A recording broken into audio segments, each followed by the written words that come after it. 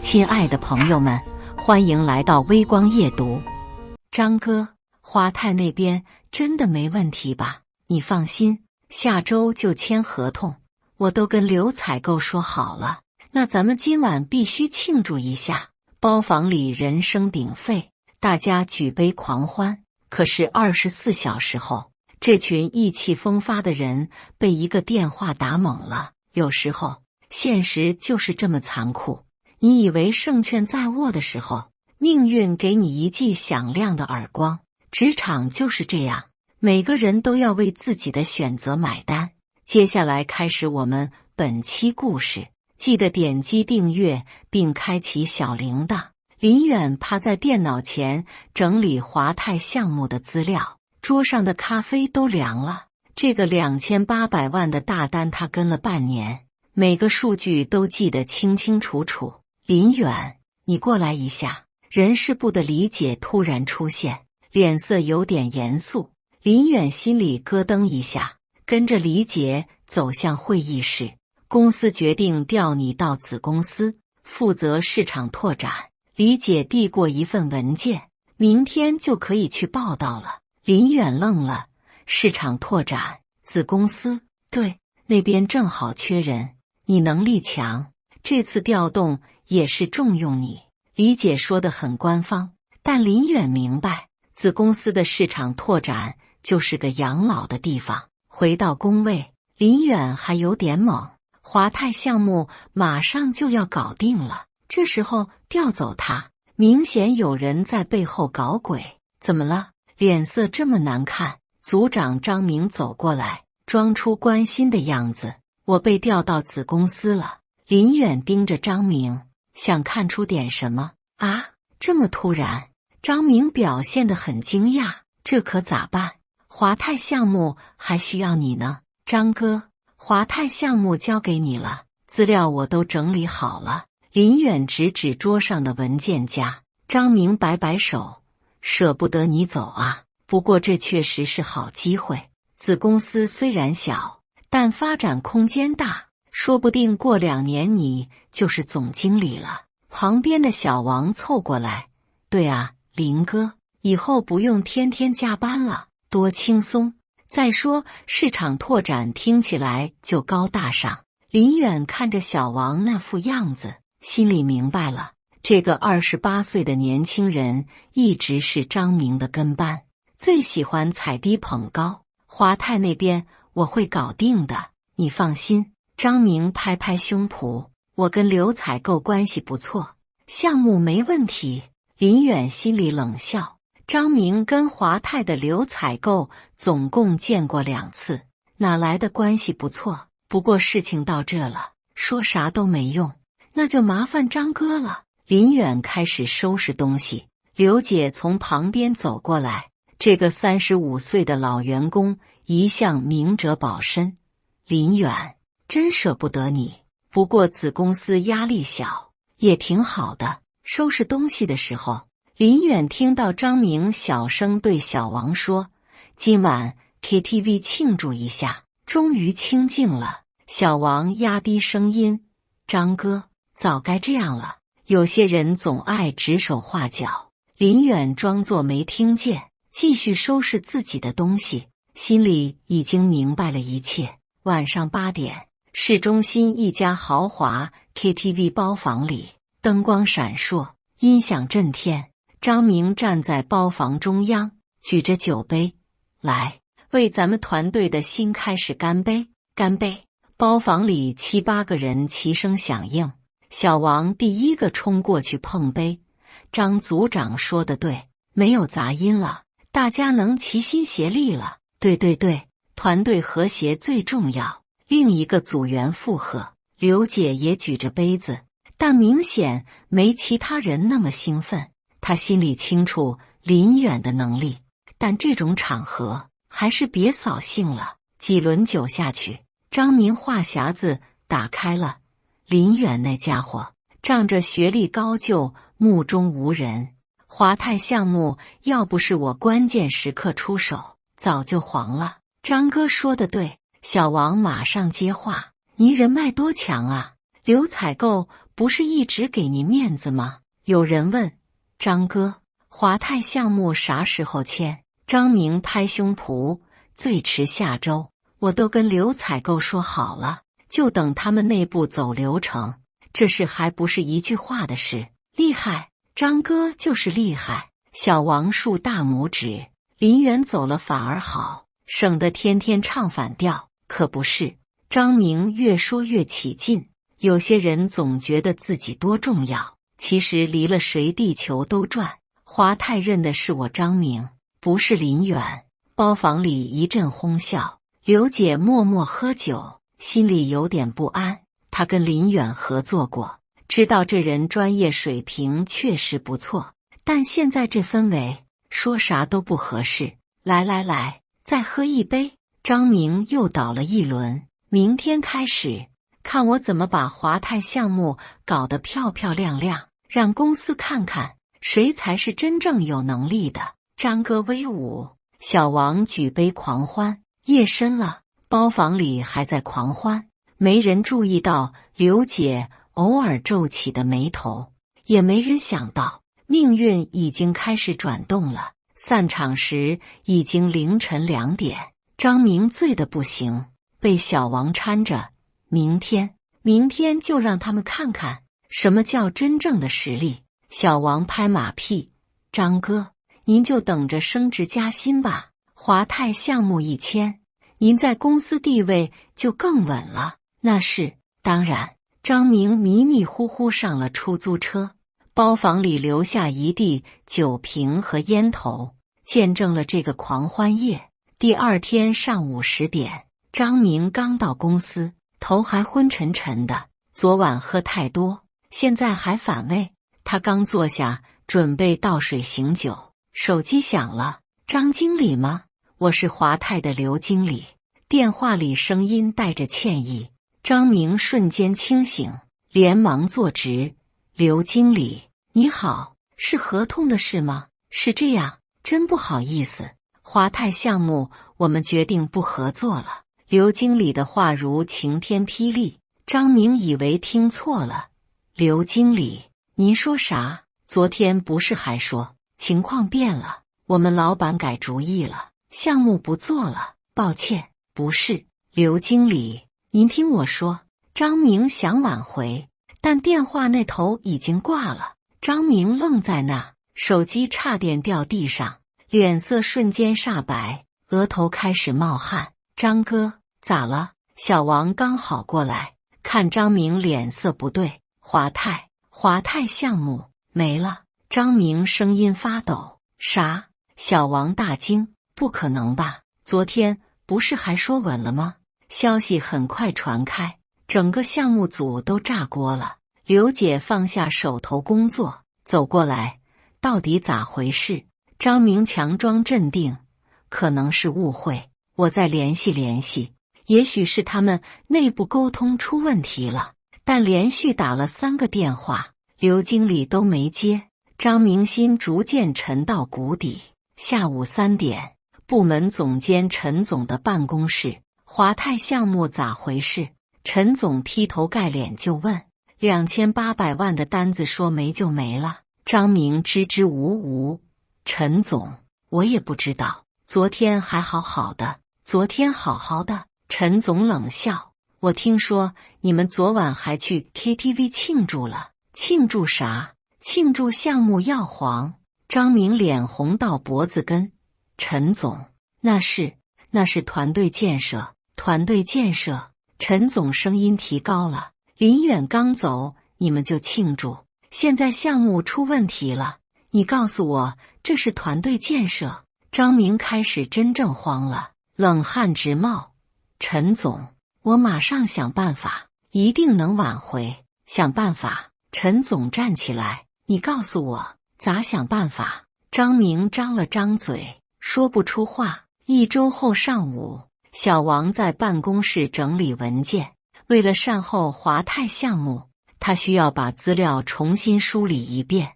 打开林远的电脑时，小王发现了一个隐藏文件夹，叫华泰项目内部分析。好奇心驱使下，小王点开了，里面是林远跟华泰技术部的邮件，时间跨度3个月。小王随便点开一封，顿时愣住了。华泰技术经理写道：林经理，说实话，你们公司技术方案确实不如竞争对手成熟，价格也偏高 15%， 但考虑到你的专业水平，我们愿意再给次机会，看能不能优化方案。小王心跳加快，继续看林远的回复：张经理，谢谢贵公司信任，但我马上要被调离这个项目了，后续由我们张组长对接。以我对公司现状的了解，恐怕短期内很难提供满意的优化方案，建议贵公司慎重考虑。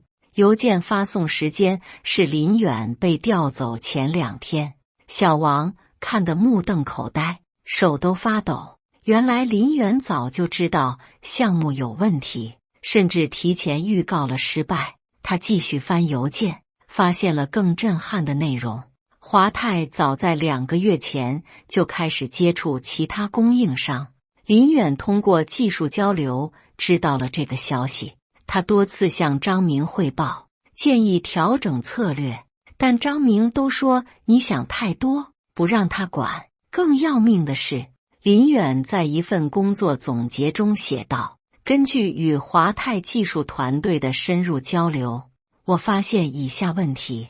我们的技术方案在某些关键指标上确实落后于竞争对手，价格相比同行偏高约 15%。华泰方面对我们团队稳定性存在担忧，他们已经在暗中接触其他供应商。华泰工程师小李私下透露，他们内部对个人员工评价较高，但对公司整体实力存疑，建议公司尽快调整策略，否则项目存在较大风险。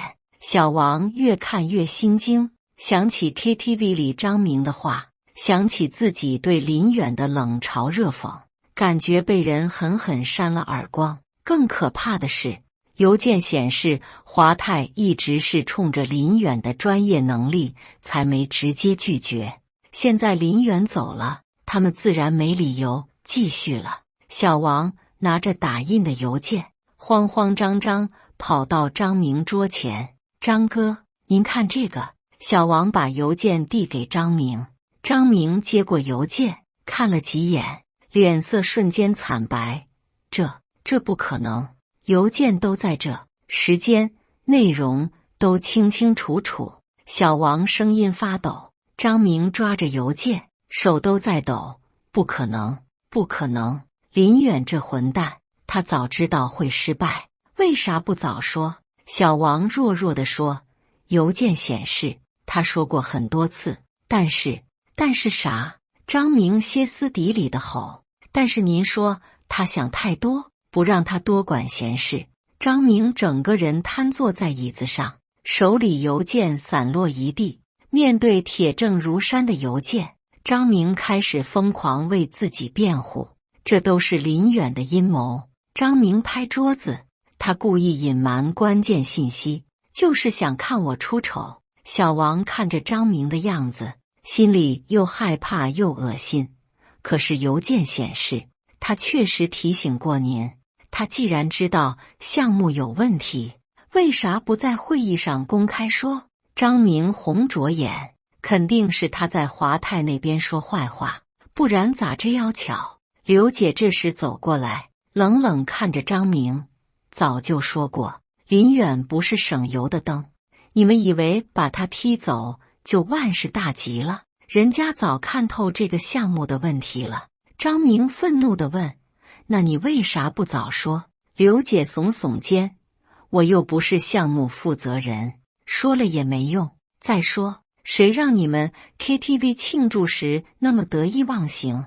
这句话像根刺，狠狠扎在张明心里。下午，陈总把张明叫到办公室，邮件我都看了。陈总声音冰冷：这些邮件说明啥？说明林远一直在为公司着想，努力挽救项目。你呢？不但不听建议，还在背后搞小动作把他踢走。张明试图辩解：陈总，我也是为了团队和谐。团队和谐？陈总冷笑：昨晚 KTV 庆祝的视频我都看到了，这就是你说的团队和谐？张明脸瞬间煞白，他没想到连 KTV 的事都传出去了，现在项目黄了，你就开始甩锅？张明，我真看错你了。陈总的话字字如刀。这时候，华泰项目失败的消息传遍了整个公司。更要命的是， KTV 庆祝的视频也被传到公司群里，同事们纷纷议论，这就是传说中的乐极生悲吧。林远被踢走第二天，项目就黄了，太打脸了。张明这次完蛋了，陈总不会放过他。小王开始深深自责，想起林远被调走时自己的态度，特别羞愧。其他组员也纷纷表态，说当初不应该那样对待林远，现在后悔莫及。但刘姐看得很清楚，现在说这些有啥用？事情已经发生了，谁都改变不了。1个月后，公司内部通知，张明被降职为普通员工，组长职位取消。张明不服，到处申诉，但邮件证据确凿，公司高层已经对他彻底失去信任。更要命的是，华泰项目失败让公司在行业内声誉受损，陈总也因此被上级约谈。为了自保，陈总把所有责任都推给张明。张明管理失误，用人不当，导致重大项目失败，这是陈总汇报的原话。半年后，张明在公司待不下去，主动辞职。临走时，他还在公司群里发了一大段话，抱怨公司不识人才，林远就是小人，但没人回应他，大家都当没看见。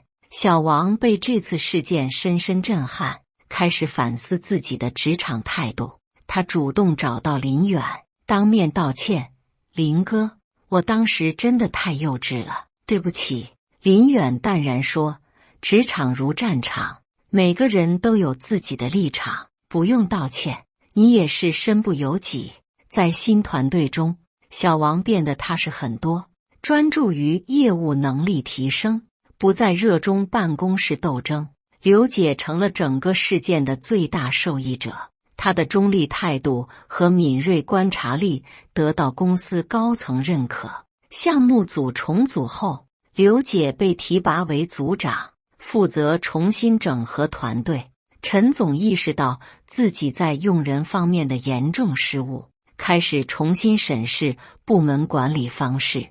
他后悔当初为了所谓团队和谐而牺牲林远这样的人才，这个教训让他刻骨铭心。后来的工作中，陈总更加重视员工实际能力，而不仅仅是人际关系。林远在子公司的市场拓展工作虽然看似边缘，但他很快发现了新机会。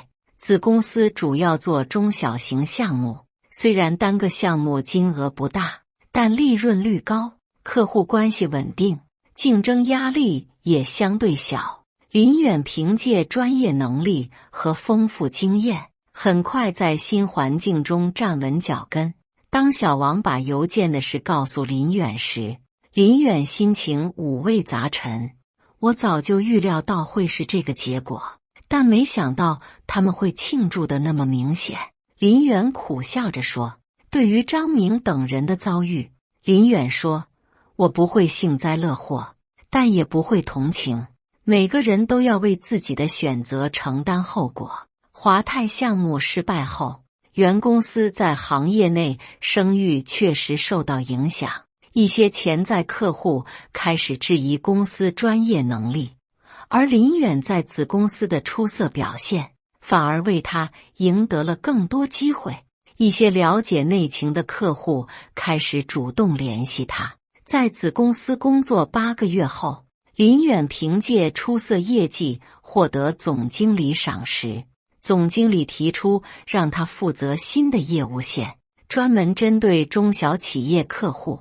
这个机会比原来的华泰项目更有前景，风险也更可控。1年后，林远在行业展会上遇到华泰的刘经理，刘经理主动打招呼：“林经理，没想到在这遇到你，听说你现在发展不错，还可以吧？”林远淡然回应：“说实话，当初取消合作，我们也很无奈。你走了之后，接手的团队确实不行。”刘经理有些尴尬，现在我们又遇到类似项目需求，不知道你有没有兴趣？林远微笑着说：“刘经理，我现在专注中小企业市场，大项目就不参与了。不过谢谢你的信任。”这个回答让刘经理很意外，也让林远感到一种特殊的满足感。那天晚上，林远在朋友圈发了条动态：“有时候被踢出舒适圈，反而是新的开始。感谢那些看不起我的人，让我有机会重新认识自己。”这条动态引来很多同行点赞和评论，其中也包括小王。小王私信说：“林哥，你的格局真的比我们大太多了。”林远回复：“格局不是天生的，是被现实教育出来的。”2年后，林远已经成为子公司业务线负责人，手下管着10几个人的团队，他们专注中小企业市场，虽然不如大项目那么风光，但稳定且有前景。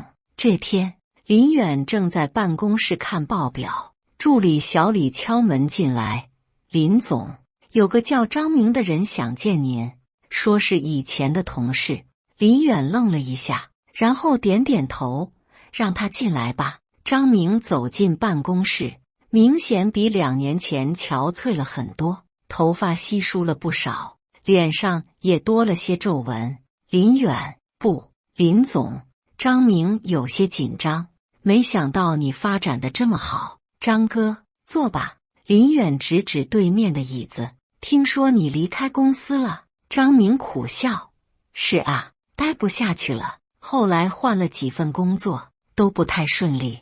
”2人坐下，气氛有些尴尬。“林总，我今天来是想……”张明停顿了一下：“我想道歉，当初的事是我做的不对。”林远看着张明，心情复杂。当年那个意气风发，在 KTV 里指点江山的张明，如今看起来如此落魄。都过去了，林远淡淡说道：“我现在才明白，华泰项目失败真的不怪你，是我太自大了，不听你的建议。”张明低着头：“如果当时听你的，也许结果会不一样。”林远没有说话，只是倒了杯茶推给张明：“我知道说这些已经晚了，但我还是想说声对不起。”张明端起茶杯：“你能原谅我吗？”林远想了想：“张哥，职场就是这样，每个人都有自己的立场和选择，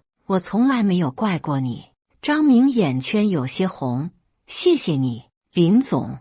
你现在有什么打算？”林远问道。“还在找工作，不过这个年纪了，不太好找。”张明摇摇头：“以前总觉得自己能力强，现在才知道，能力不是嘴上说的。”林远思考了一下：“我们公司正好缺个业务主管，如果你愿意的话。”张明眼睛一亮，但很快又暗淡下来：“林总，我怕我做不好。每个人都有重新开始的机会。”林远说道：“但丑话说在前头，我这里不讲情面，一切看能力和表现。”张明激动地站起来：“谢谢林总，我一定好好干，不会让您失望的。”林远摆摆手：“先别急着谢，明天来人事部报道，有1个月试用期。”张明走后，林远看着窗外的夜景，心里感慨万千。人生就是这样，起起落落，谁也说不准明天会发生什么。当年 KTV 里的狂欢，现在看来就像一场梦。每个人都为自己的选择付出了代价，也得到了应有的结果。小王现在在原公司发展的不错，已经升为项目经理。他经常跟林远联系，两人关系反而比以前更好了。刘姐还是那个刘姐，在公司里稳稳当当做着自己的组长，不争不抢，但大家都很尊重她。陈总后来也调到其他部门了，据说现在管理风格变了很多，更注重员工的实际能力。而华泰那个项目，后来听说他们选的那家公司也没做成功，最终项目搁浅了。这让林远更加确信，有些事情不是靠关系和运气就能搞定的。1个月后，张明通过了试用期，正式成为林远手下的业务主管。虽然职位不高，但他干得很认真，再也没有当年那种自大的劲头。有一次，张明主动找到林远：“林总，我现在才明白，当年您为什么那么认真负责。做业务真的不容易，每个细节都很重要。”林远笑了笑：“做人做事都一样，踏踏实实的，总没错。”张明点点头：“是啊，我以前太浮躁了，现在明白了，能力不是说出来的，是做出来的。”又过了1年，林远的业务线发展得越来越好，在公司里的地位也越来越重要。总部甚至有意让他回去担任更高的职位，但林远拒绝了。他已经在这里找到了属于自己的位置，何必再去趟那些浑水呢？这天下班后，林远路过一家 KTV， 想起了3年前的那个夜晚，包房里的狂欢声依然在耳边回响，但一切都已经不一样了。他掏出手机，看到小王发来的消息：“林哥，今晚聚聚，好久没见了。”林远回复：“好啊，但不去 KTV 了，找个安静的茶馆吧。”小王很快回复：“哈哈，您说了算，我早就不喜欢那种地方了。”夜色中，城市灯火通明，每一盏灯下都有人在为生活奔波，职场的故事每天都在上演，有人得意，有人失意，但生活总要继续。重要的是，无论身处什么位置，都要保持初心，做好自己该做的事，因为最终时间会证明一切。感谢大家的观看，本期故事精彩吗？欢迎大家在下方评论区吐槽。如果你喜欢这类故事，记得点击订阅微光夜读，并分享给更多的人，这会对我帮助很大。再次感谢大家的观看。